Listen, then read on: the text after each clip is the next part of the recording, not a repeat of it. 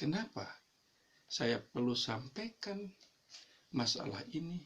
Seringkali ya, orang tua, entah itu ibu atau bapaknya, ada ucapan yang tidak tepat, ya, yaitu membandingkan anaknya dengan kakaknya, atau dengan temannya, atau dengan teman tetangganya. Ini jangan sekali-kali terulang. Apa dampak kita membandingkan anak kita dengan orang lain? Contoh perkataannya, dasar kamu mah, ya, anak yang tidak tahu diri. Tuh lihat, ya, teman kamu, dia begitu rajin, ya, sementara kamu ini malas. Masya Allah, Bunda dan Bapak, jangan terlontar kata membandingkan. Ya. Begitu pula ketika kita membandingkan anak kita dengan kakaknya atau dengan adiknya. Ya. Contoh misalnya, ya, membandingkan ketika adiknya sulit bangun, ketika dibangunkan pagi-pagi, ya, kemudian terlontar perkataan dari bunda atau dari bapaknya, kamu ini bagaimana?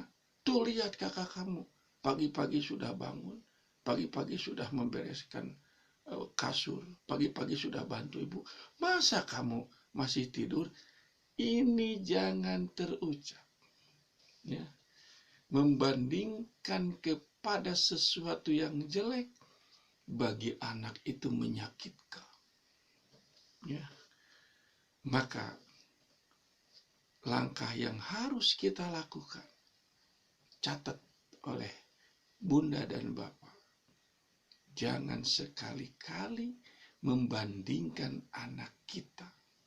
Ya. Entah anak kita ada kekurangan, ya, entah anak kita ada sesuatu yang menonjol, sudah. Apa yang kita lihat sehari-hari tidak perlu dibandingkan dengan siapapun. Ya.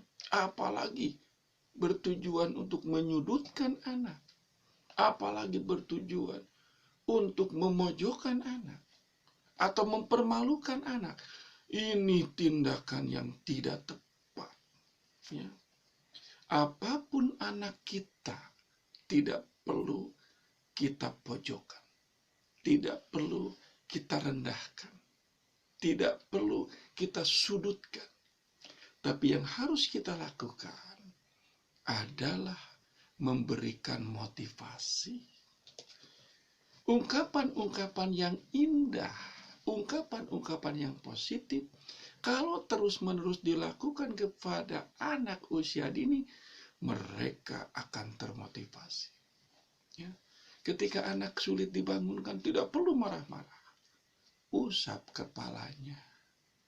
Hei anak yang soleh, hei anak yang solehah, bangun pagi itu sehat. Bangun pagi itu akan mencerdaskan otak. Dan mama sangat senang jika engkau bangun pagi-pagi.